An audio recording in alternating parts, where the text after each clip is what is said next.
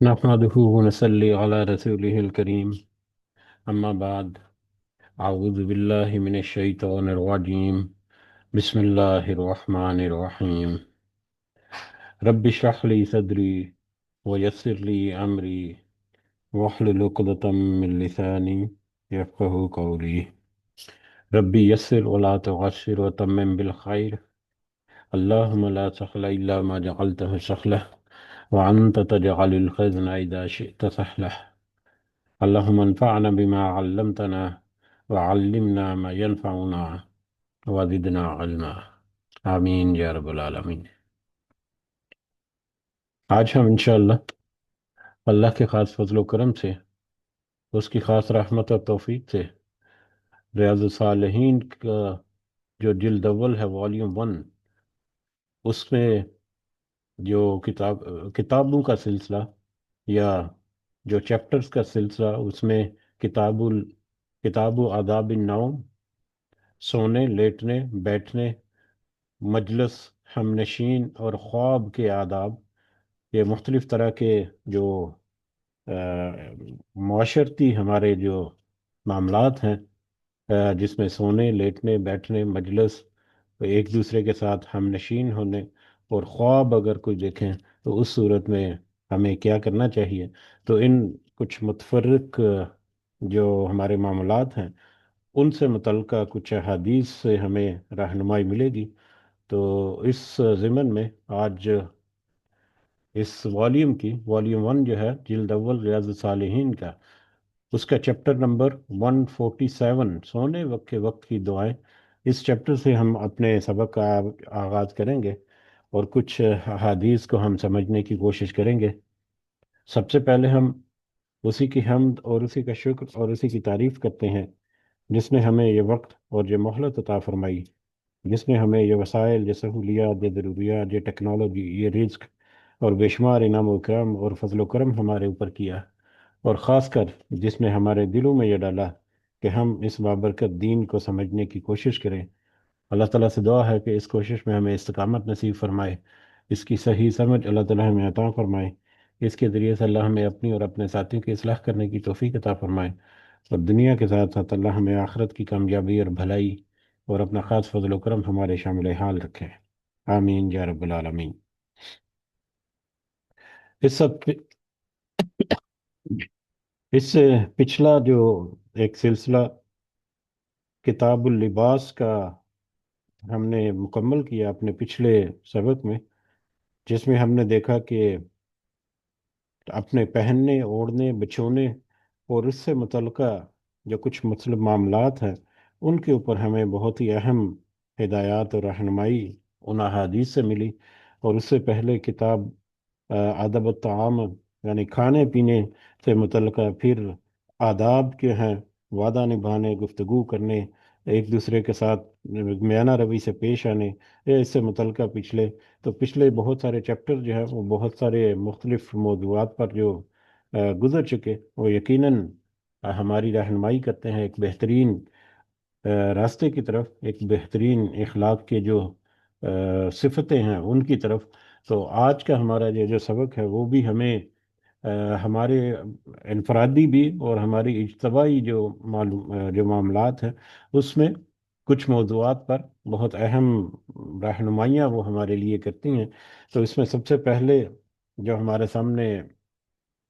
Chapter جو 147 ہے وہ سونے سے متعلقہ ہے۔ اس میں بہت زیادہ مختصر سی، بہت لمبی احادیث نہیں ہے، مختصر سی احادیث، لیکن ٹو دی پوائنٹ، بالکل صاف اور واضح الفاظ کے ساتھ، جس کو صرف حدیث کے الفاظ جو ہیں وہی اس کی ایکسپلینیشن ہے، اور اس سے اضافی بہت زیادہ اس میں مطلب ایکسپلینیشن کی بھی ضرورت نہیں پڑتی، اتنی وہ آسان اور اتنی ہماری روزمرہ کی معمولات سے وہ باتیں ہیں جن کے اوپر ہمیں نبی کریم صلی اللہ علیہ وسلم نے نہ صرف رہنمائی کی بلکہ پریکٹیکلی وہ ان کے اوپر عمل بھی کرتے تھے۔ تو اللہ تعالی ہمیں بھی توفیق دے کہ ہم بھی اپنے اس طرح کے معمولات میں اپنی اصلاح کر سکیں، اپنی فائن ٹیوننگ کر سکیں، اور اللہ تعالی ہمیں توفیق دے کہ ہم دوسروں کو بھی اس کی طرف مائل کر سکیں۔ آمین۔ اس ضمن میں سب سے پہلی حدیث نمبر 814 نمبر حدیث جو کہ اس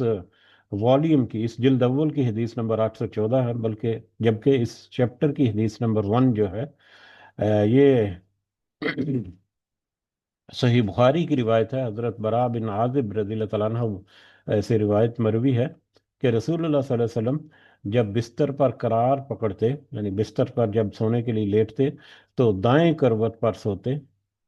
फिर ये दुआ पढ़ते, ए अल्लाह, मैंने अपना नफ्स तुझे सौंप दिया और अपना रुख तेरी तरफ मोड़ लिया और अपना मामला तेरे सुपुर्द कर दिया और अपनी पुश्त शौक और रगबत और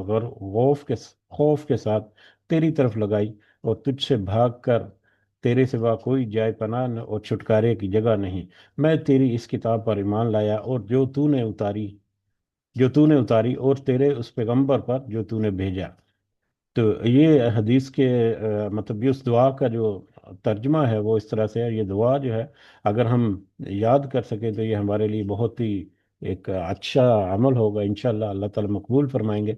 कि हमने इस हदीस को सुनकर इसके अल्फाज को याद किया। अल्लाहुम्मा अस्लम तो नफ्सी इलैक व वज्जहतु वजही इलैक व फव्वज़तु अमरी इलैक वल वअलजअतु ज़हरी इलैक रगबतम व रहबतम इलैक ला मलजा वला मुनजे मिनका इल्ला इलैक आमनतु बिकिताबिकल्लज़ी अंज़लता व नबिय्यिकल्लज़ी अरसलता। ये छोटी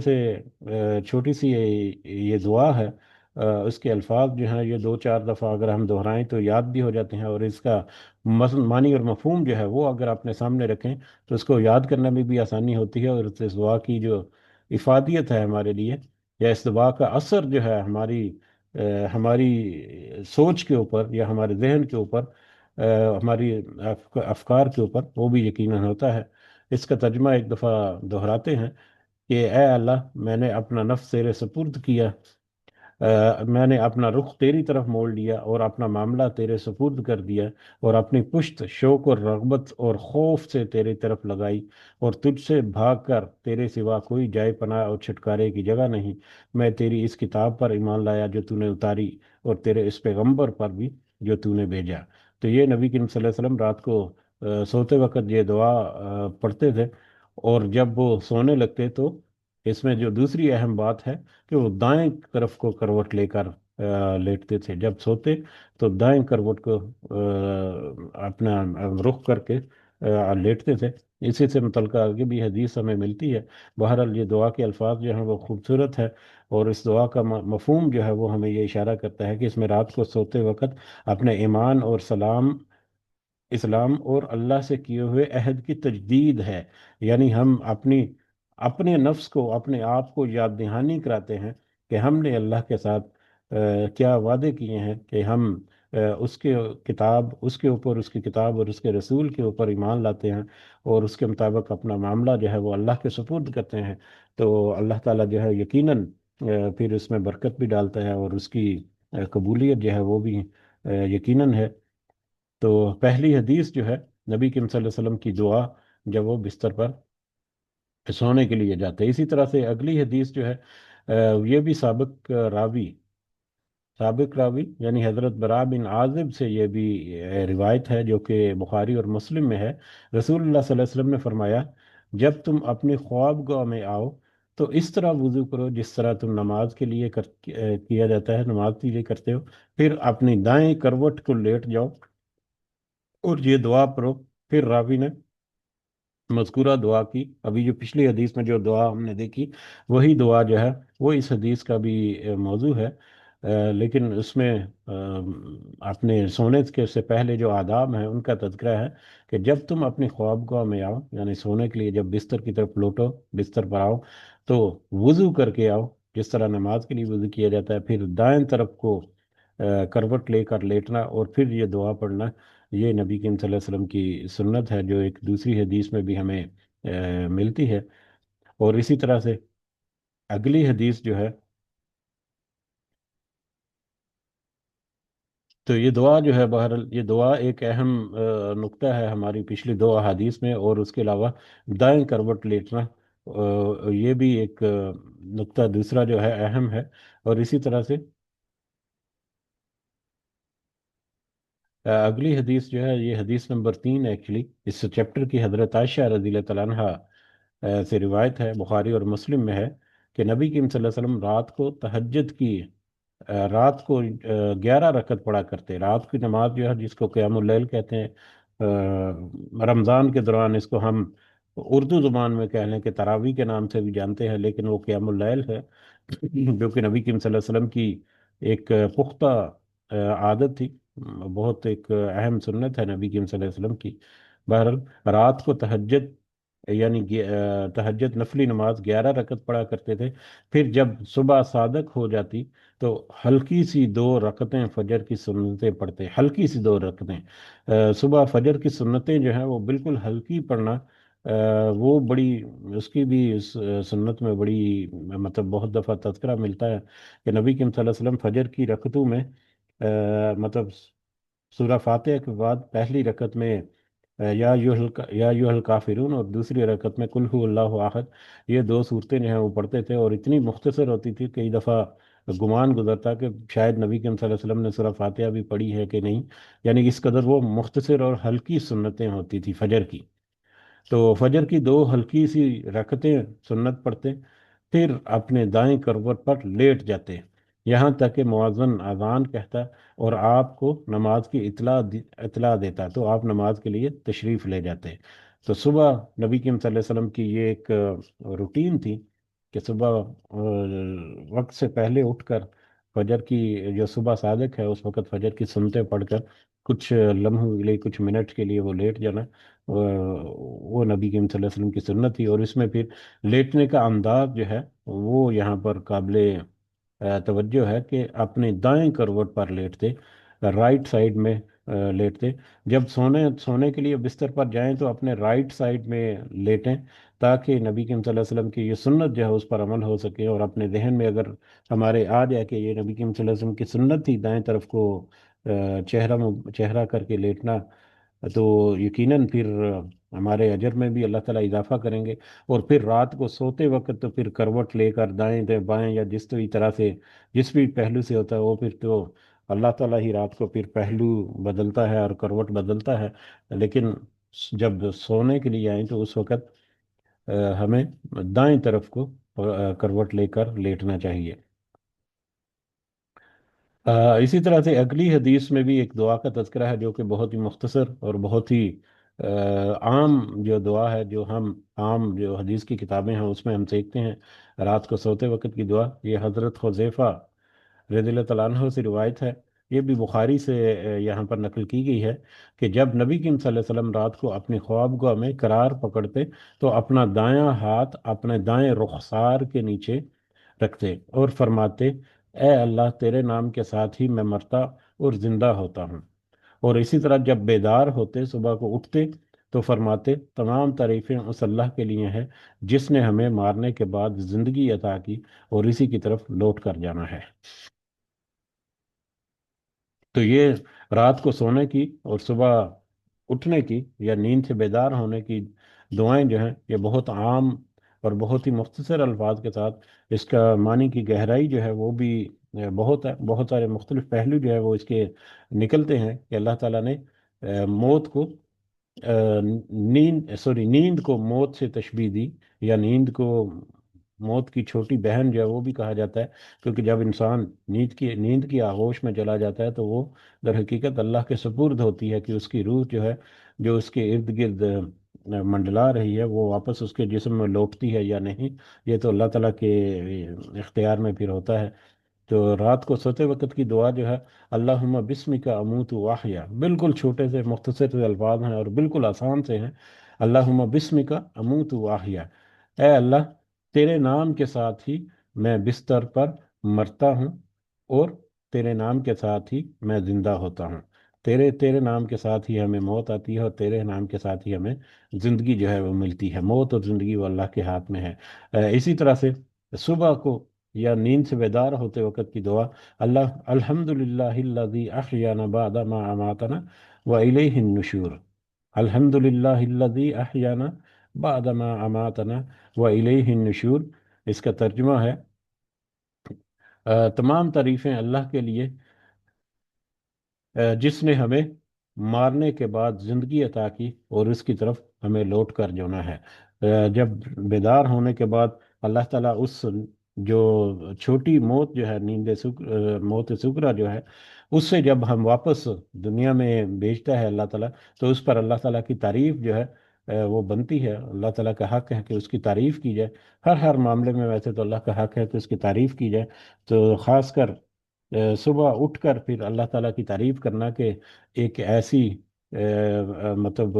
پوزیشن میں ہم نے رات گزاری یا یہ نیند گزاری جس میں ہمارے جسم کے ہمارے اوپر، ہماری سوچ کے اوپر، ہماری حرکات و سکنات کے اوپر ہمارا کوئی بس نہیں تھا، ہمارا کوئی اختیار نہیں تھا۔ تو نے ہی ہمیں واپس زندگی لوٹا دی اس موت کے بعد، تو اس پر اللہ تعالیٰ کی تعریف اور اللہ تعالیٰ کا شکر جو ہے وہ اس حدیث میں ملتا ہے۔ بہرحال یہ دو دو دعائیں جو ہیں بہت ہی مختصر الفاظ کے ساتھ، مگر بہت ہی جامعیت کے ساتھ، بہت ہی گہرائی اس میں نظر آتی ہے، تو اس کو بھی ہمیں یاد کرنا چاہیے۔ اور یہ تو بہت ہی آسان ہے ہمارے لیے کہ ہم رات کو سوتے وقت یہ دعا جو ہم پڑھیں۔ اس کے علاوہ سونے کی اور بھی اذکار ہیں، اور سورہ ملک وغیرہ پڑھنا، وہ بھی باقی بہت سارے اور بھی چیزیں ہیں، تو جہاں جہاں پر ممکن ہو ہمارے لیے ہمیں عمل جو ہے وہ ضرور کرتے رہنا چاہیے۔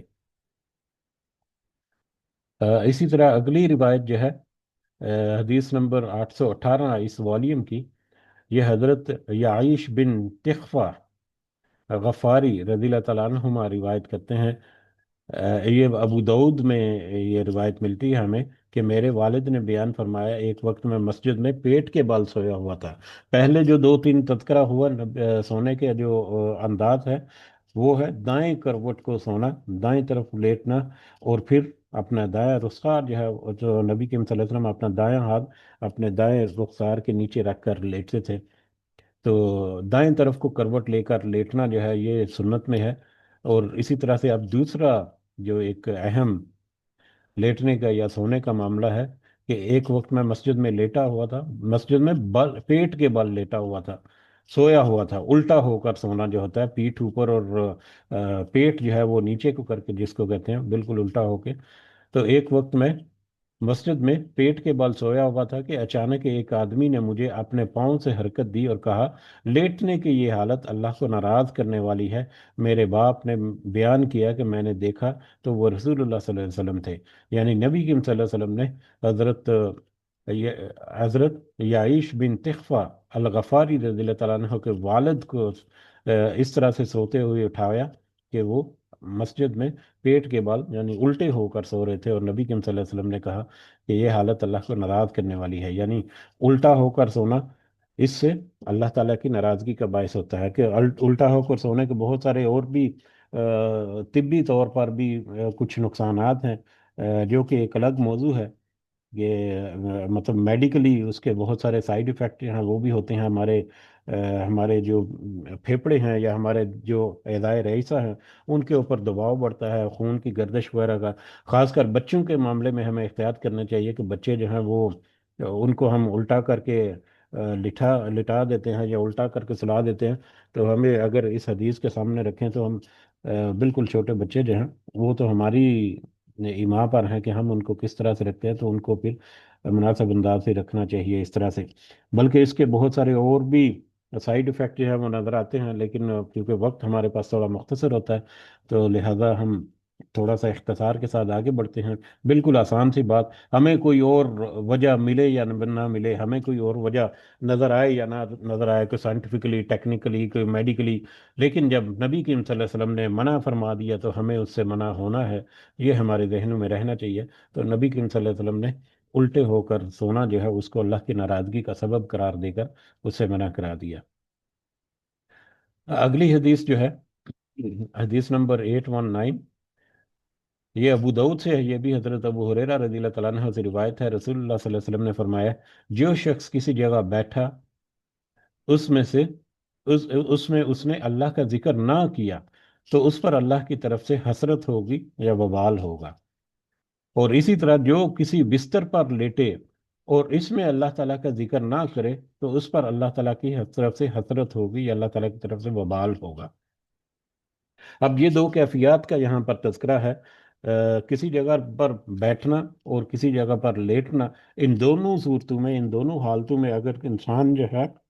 وہ اللہ کا ذکر نہیں کرتا تو اس کے اوپر اللہ کی طرف سے حسرت ہوگی، حسرت ہوگی، یعنی ایک وقت آئے گا جب وہ دیکھے گا کہ ان چھوٹے چھوٹے سے اعمال جو ہیں، ان چھوٹے چھوٹے سی جو عادتیں ہیں جو سنت کے مطابق انسان ڈھال لیتا ہے، جب وہ ان کے اعمال کو دیکھے گا کہ وہ کس طرح سے ان کا اجر ان کے سامنے ہے، تو اس وقت اس کو حسرت ہوگی کہ کاش کہ میں بھی یہ عمل کرتا، یا کاش کہ میں بھی اس طرح سے یہ مطلب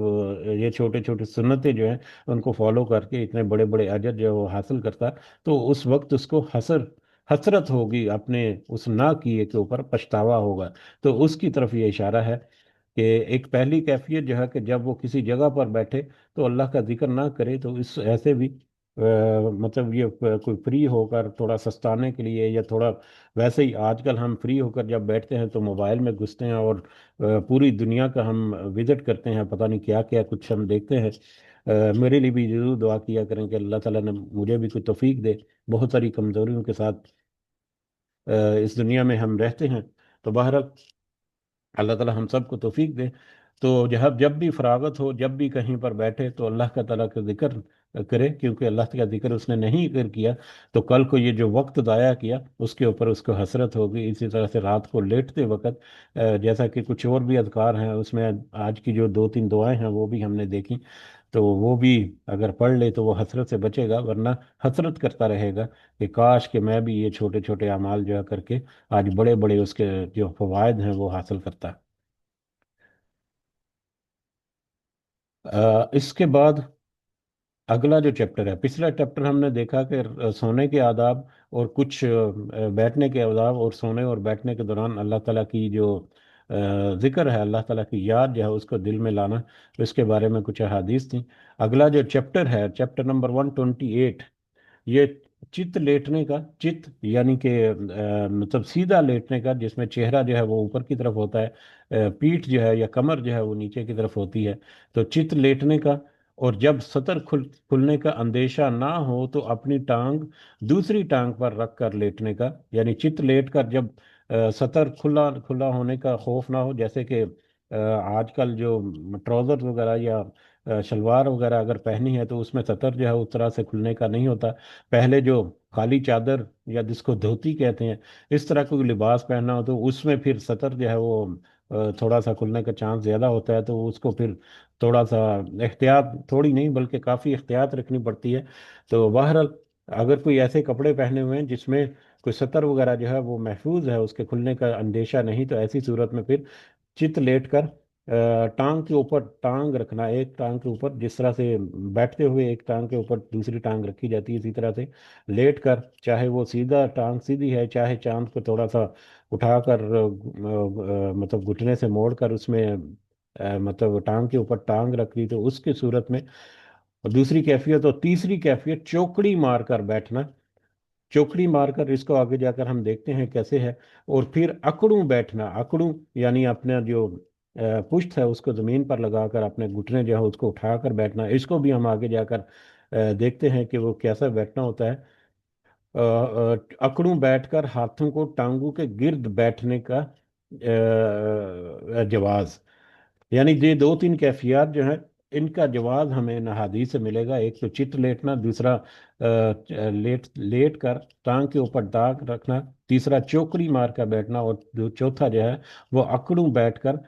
ہاتھوں کے ذریعے سے اپنے ٹانگوں کے گرد ہلکا بنا کر بیٹھنا، اس کا جواز جو ہے وہ ہمیں ان حدیث سے ملے گا۔ تو یہ ون بائی ون جیسے جیسے حدیث آگے بڑھتی ہیں تو ہم اس میں تھوڑی تھوڑی سی مزید جو ہے وہ گفتگو کرتے ہیں۔ پہلی حدیث جو ہے یہ بخاری اور مسلم سے حضرت عبداللہ بن یزید، سوری حضرت عبداللہ بن زید ہے، یہاں پر عبداللہ بن یزید لکھ لیا، حضرت عبداللہ بن زید، یہ ٹائپنگ ایرر جو ہے وہ ہوتی ہے۔ اللہ تعالی ہمیں محفوظ رکھے، ہم مطلب پڑھتے ہیں تو اللہ تعالی ہماری یہ کوشش جو ہے اس کو بھی قبول کرے، آمین۔ حضرت عبداللہ بن زید رضی اللہ تعالیٰ عنہ سے روایت ہے کہ انہوں نے رسول اللہ صلی اللہ علیہ وسلم کو مسجد میں چت لیٹا ہوا دیکھا، آپ صلی اللہ علیہ وسلم نے اپنی ٹانگ دوسری ٹانگ پر رکھی ہوئی تھی۔ نبی کریم صلی اللہ علیہ وسلم مسجد میں لیٹے ہوئے تھے، چت لیٹے ہوئے تھے، اور اپنی ایک ٹانگ جو ہے وہ دوسری ٹانگ پر انہوں نے رکھی ہوئی تھی، یقیناً یہ وہی کیفیت ہوگی جس میں ان کا لباس وغیرہ، ان کا سطر وغیرہ جو ہے وہ کھلنے کا اندیشہ نہیں، جیسا کہ اوپر ٹائٹل میں تذکرہ ہوا۔ اور اس طرح سے لیٹنے کا استحباب ہے، یعنی اس طرح سے لیٹنا وہ کوئی منع نہیں ہے، جبکہ اس کے برعکس الٹا ہو کر لیٹنا وہ اس کی ممانعت جو ہے وہ ہم نے پچھلی حدیث میں دیکھ لی۔ اسی طرح سے اگلی حدیث حضرت جابر بن سمرہ رضی اللہ تعالیٰ عنہ سے روایت ہے، یہ ابو داود میں ہے کہ جب نبی کریم صلی اللہ علیہ وسلم فجر کی نماز سے فارغ ہو جاتے تو اپنی جائے نشست پر چوکڑی مار کر بیٹھتے، یہاں تک کہ سورج اچھی طرح روشن ہو کر طلوع ہو جاتا۔ تو صبح نماز کے فارغ ہو کر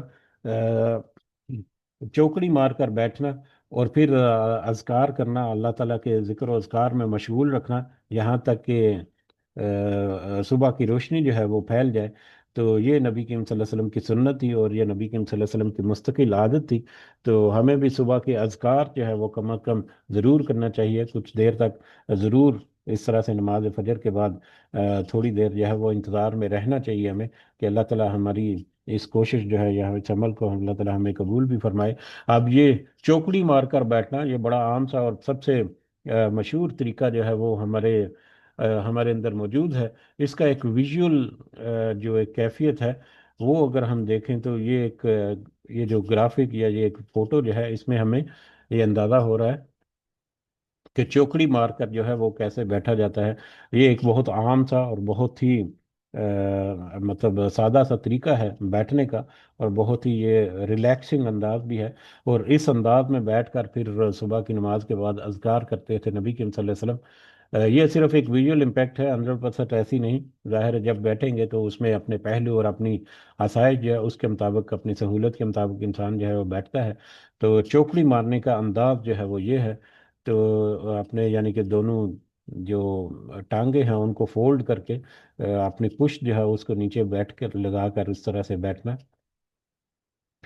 تو نبی کریم صلی اللہ علیہ وسلم کی یہ حدیث چوکڑی مار کر بیٹھ کر صبح کے اذکار جو ہے وہ کرتے تھے صبح کی نماز کے بعد۔ اسی طرح سے اگلی حدیث جو ہے یہ بھی ہمارے لیے اہم ہے، ہمارے بیٹھنے کے انداز سے متعلقہ۔ یہ حضرت عمر رضی اللہ تعالیٰ عنہ رضی اللہ تعالیٰ عنہما، حضرت ابن عمر عبداللہ بن عمر جو ہیں رضی اللہ تعالیٰ عنہما بیان کرتے ہیں کہ میں نے رسول اللہ صلی اللہ علیہ وسلم کو صحن کعبہ کے صحن میں اپنے ہاتھوں کے ساتھ اس طرح احتبا کرتے ہوئے دیکھا، پھر اپنے دونوں ہاتھوں سے احتبا کی کیفیت بیان کی، اور وہ قرضا کی کیفیت تھی۔ نبی کریم صلی اللہ علیہ وسلم کو انہوں نے کعبہ کے صحن میں دیکھا کہ وہ احتبا کرتے ہوئے دیکھا، احتبا کی حالت میں یا احتبا کے انداز میں ان کو بیٹھتے ہوئے دیکھا۔ اور احتبا جب انہوں نے بتایا تو کیسے اس کی ایکسپلینیشن کی کہ دونوں ہاتھوں سے احتبا کی کیفیت بیان کی اور قردا کی کیفیت نکلی۔ احتبا اور قرفصا، سوری قردا نہیں، قرفتا۔ میں بھی بہت کمزور ہوں یقیناً اپنی زبان میں بھی۔ قرفصا، قرفصا، ٹھیک ہے، احتبا اور قرفصا، یہ دو بیٹھنے کے انداز ہیں، اور یہ دو بیٹھنے کے انداز جو ہیں یہ بھی بہت مشہور ہیں۔ اور ان دونوں بیٹھنے کے انداز سے بھی ہمیں احادیث میں اشارہ ملتا ہے کہ اس طرح سے نبی کریم صلی اللہ علیہ وسلم جو ہے وہ بیٹھا کرتے تھے۔ لیکن اس طرح سے جمعہ کے خطبے کے دوران اس طرح سے بیٹھنا جو ہے وہ اس کو منع کیا گیا ہے، جبکہ اس کے علاوہ مجلس وغیرہ میں یا کسی جگہ پر اپنی بڑی ریلیکسنگ موڈ میں بیٹھنا اس انداز میں، اس کا ہمیں اس حدیث سے اس کی اجازت یا اس کی طرف استحباب جو ہے اس کا ہمیں اشارہ ملتا ہے۔ اب یہ احتبا اور قرفتا جو ہے یہ انداز کیسا ہے بیٹھنے کا، یہ اگر ہم ویژول فارم میں دیکھیں تو ہمارے لیے سمجھنا تھوڑا سا آسان ہے، ویسے اس کو سمجھانا جو ہے وہ تھوڑا سا مجھے مشکل لگ رہا تھا۔ تو یہ دو بیٹھنے کی کیفیات ہیں جو کہ اس حدیث میں تذکرہ ہوئی ہیں۔ سب سے پہلے قرفصا،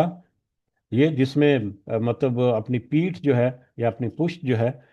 وہ زمین سے تھوڑی اٹھی ہوتی ہے، اور جو دونوں پاؤں جو ہے ان کے زور پر یا ان کے بل پر بیٹھا جاتا ہے، اور ہاتھ جو ہیں یا بازو جو ہیں وہ گھٹنوں کے گرد اس طرح سے مطلب ہلکا جو ہے بنایا ہوا ہوتا ہے، قرفتا۔ اسی طرح سے دوسری کیفیت جس کا تذکرہ ہے اس حدیث میں احتبا،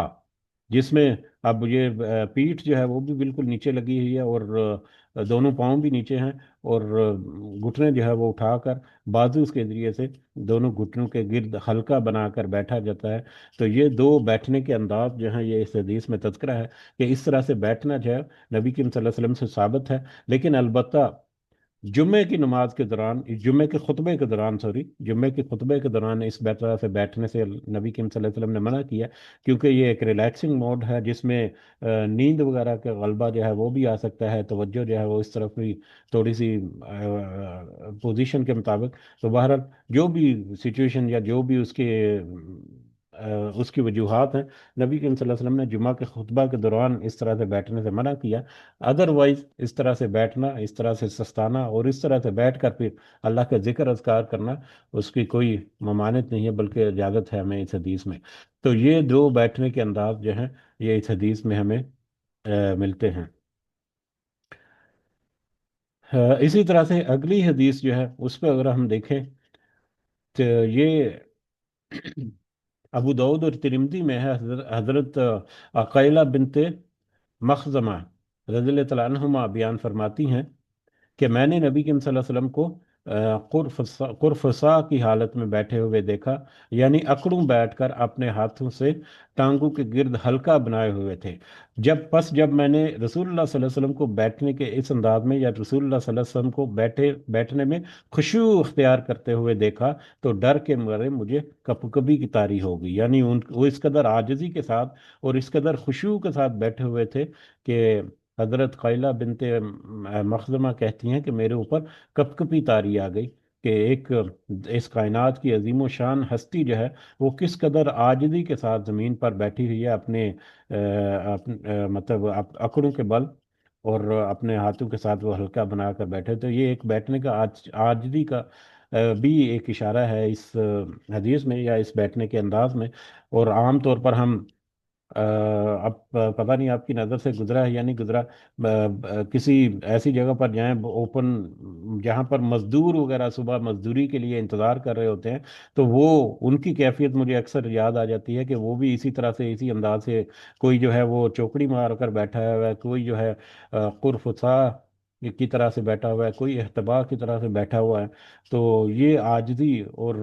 فقر کی علامت میں سے اس طرح سے بیٹھنا بھی ہے، جبکہ بڑے بڑے لوگ جو ہیں اب جو ہے وہ کرسی وغیرہ پر بیٹھنا اور صوفے وغیرہ پر بیٹھنا، وہ تو ایک الگ سے بیٹھنے کی کیفیات ہیں۔ تو بہرحال اس حدیث میں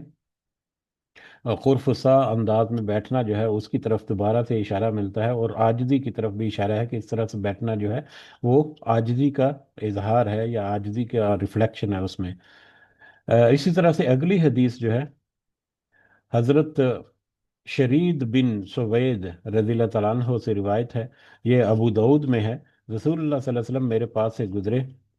جبکہ میں اس طرح بیٹھا ہوا تھا کہ اپنا بایاں ہاتھ اپنی پیٹھ کے پیچھے رکھا ہوا تھا اور ہاتھ کے انگوٹھے کے نچلے حصے پر ٹیک لگائے ہوئے تھا۔ آپ صلی اللہ علیہ وسلم نے فرمایا، کیا تو ان لوگوں کی طرح بیٹھتا ہے جن پر غضب الہی کیا گیا؟ اب یہ بیٹھنے کا انداز جو ہے یہ ہمارے لیے سمجھنا بہت ضروری ہے، کیونکہ میں بھی اکثر جو ہے وہ اس انداز میں بیٹھتا تھا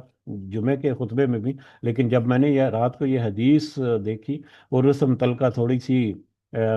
دیگر تھوڑی سی کوشش کی جاننے کی، تو مجھے پتا چلا کہ اس طرح سے بیٹھنا تو نبی کریم صلی اللہ علیہ وسلم نے مطلب سختی سے منع کیا۔ اب یہ بیٹھنے کا انداز کیسا ہے یہ ہم پہلے دیکھ لیں تو تاکہ ہمارے ذہنوں میں بیٹھ جائے کہ یہ کس طرح سے یہ کیفیت ہے بیٹھنے کی۔ یہ کیفیت ہمارے سامنے ہے ایک ویژول امپیکٹ کی شکل میں، کہ جس میں بایاں ہاتھ جو ہے وہ اپنی پیٹھ کے پیچھے زمین پر لگا کر اس کے اوپر زور دے کر کے انگوٹھے کا جو شروع کا حصہ یا تلی کا جو شروع کا حصہ، کلائی کا جو یا ہاتھ کا بالکل بیس جو ہے اس کے اوپر زور دے کر اس طرح سے بیٹھا جاتا ہے۔ تو اس طرح سے بیٹھنا جو ہے، اس طرح سے بیٹھنے پر نبی کریم صلی اللہ علیہ وسلم نے سختی سے منع کیا اور اس کو تشبیہ دی پچھلے لوگوں کے اوپر، یعنی یہود و نصارہ کی طرف، جن پر اللہ تعالیٰ نے غضب کیا، خاص کر یہودیوں کی طرف بیٹھنا کہ جس پر اللہ تعالیٰ نے غضب کیا۔ تو اس طرح سے بیٹھنا جو ہے یہ ہمیں تھوڑی سی احتیاط رکھنی چاہیے۔ ہم مجلس میں بیٹھ کر یا جمعہ کے خطبے کے دوران یا کہیں پر بھی جب ہم بیٹھیں تو ہمیں کوشش کرنی چاہیے کہ اس انداز میں ہم نہ بیٹھیں، کیونکہ اس انداز میں بیٹھنے سے نبی کریم صلی اللہ علیہ وسلم نے سختی سے منع کر دیا گیا۔ تو بہرحال یہ انداز جو ہے یہ بھی ہمیں ضرور نوٹ کرنا چاہیے اپنے پریکٹیکل کرنے کے لیے، کہ اس سے ہمیں بچنا ہے۔ حدیث کی طرف دوبارہ ہم اس کو الفاظ جو ہیں وہ دیکھتے ہیں کہ رسول اللہ صلی اللہ علیہ وسلم میرے پاس سے گزرے جبکہ میں اس طرح بیٹھا ہوا تھا کہ اپنا بایاں ہاتھ اپنی پیٹھ کے پیچھے رکھا ہوا تھا اور اپنے ہاتھ کے انگوٹھے کے نچلے حصے پر ٹیک لگائے ہوئے تھا۔ آپ صلی اللہ علیہ وسلم نے فرمایا کیا تو ان لوگوں کی طرف بیٹھتا ہے جن پر اللہ کا غضب جو ہے وہ نازل کیا گیا؟ تو اس انداز سے بیٹھنا جو ہے یہ بھی منع ہے، ہمیں اس سے بھی ہمیں تھوڑی سی احتیاط کرنی چاہیے۔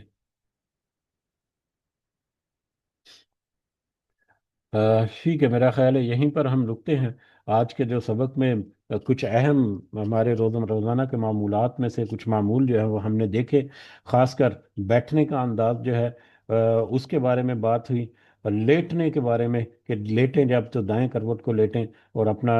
دایاں ہاتھ جو ہے وہ رخسار کے نیچے رکھ کر پھر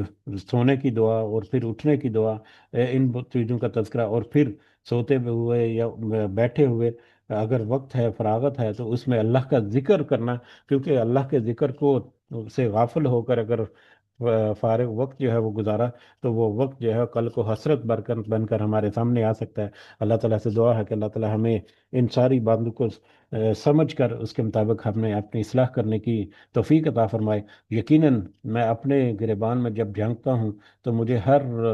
پہلو میں بہت ساری اصلاح کرنے کی ضرورت ہے۔ میرے لیے بھی دعا کریں، ہم سب کے لیے دعا کریں، اللہ تعالیٰ ہم سب کو توفیق عطا فرمائے کہ ہم ان باتوں پر، ان چھوٹی چھوٹی سنتوں پر عمل کریں۔ آمین یا رب العالمین۔ وما علینا الا البلاغ المبین۔ یہ کچھ اضافہ اگر آپ کرنا چاہیں تو کر سکتے ہیں، جزاکم اللہ خیرا کثیرا۔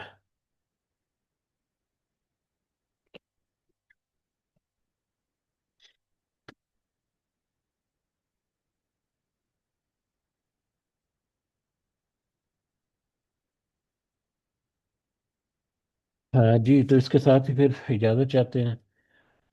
سب کو دعا میں ضرور یاد رکھیں۔ اللہ تعالیٰ ہمیں، ہمارا سننا جو ہے یا ہماری یہ کوشش جو ہے، ہمارا بیٹھنا، ہمارا جمع ہونا، ہمارا یہ وقت جو ہے وہ اللہ کے لیے ہم جو روزانہ تھوڑا بہت نکالتے ہیں، اللہ تعالیٰ ہماری اس عمل کو قبول و منظور فرمائے اور اس سے ہمیں نصیحت اخذ کر کے اپنے معاملات کو درست کرنے کی اللہ تعالیٰ ہمیں توفیق عطا فرمائے۔ ہمیں روزمرہ کے معمولات میں اللہ تعالیٰ ہمارے لیے آسانیاں عطا فرمائے۔ کچھ مسائل، کچھ پریشانیاں، کچھ مشکلات، کچھ آزمائشیں، کچھ تکلیفیں، صحت کے معاملات، فیملیز کے معاملات، بچوں کے معاملات، کاروبار اور دیگر معاملات میں اللہ تعالیٰ اپنی خاص مدد، خاص رہنمائی اور خاص فضل و کرم ہمارے شامل حال رکھے، اور پھر ہم دنیا کے بے شمار رزق جس میں سے کچھ کا ہمیں اندازہ ہے اور لاتعداد ایسے ہیں جو اللہ تعالیٰ نے ہمارے اوپر نعمتیں کی، ان کو تو ہم پہچانتے بھی نہیں، جانتے بھی نہیں، جو ہمارے تذکرے میں بھی نہیں آتی۔ تو اللہ تعالیٰ ہمیں توفیق عطا فرمائے کہ ہم ان اللہ تعالیٰ کے جو رزق ہیں ان کا شکر ادا کر سکیں، اس کی عاجزی کی شکل میں، اس کے تقوی کی شکل میں، نبی کریم صلی اللہ علیہ وسلم کی سنت کو فالو کرنے کی شکل میں، اور پھر ہماری اس کوشش کے ساتھ اللہ تعالیٰ ہمیں آخرت میں بھی اپنا فضل و کرم ہمارے شامل حال رکھے۔ آمین یا رب العالمین۔ رب ارحمہما کما ربیانی صغیرہ، رب ارحمہما کما ربیانی صغیرہ، رب ارحمہما کما ربیانی صغیرہ۔ ربنا آتنا فی الدنیا حسنہ وفی الآخرۃ حسنہ وقنا عذاب النار۔ ربنا ظلمنا أنفسنا وإن لم تغفر لنا وترحمنا لنكونن من الخاسرين۔ ربنا تقبل منا إنك أنت السميع العليم وتب علينا إنك أنت التواب الرحيم۔ سبحان ربك رب العزة عما يصفون وسلام على المرسلين والحمد لله رب العالمين۔ سبحانك اللهم وبحمدك نشهد أن لا إله إلا أنت نستغفرك ونتوب إليك۔ جزاكم الله خيرا كثيرا۔ السلام عليكم ورحمة الله وبركاته۔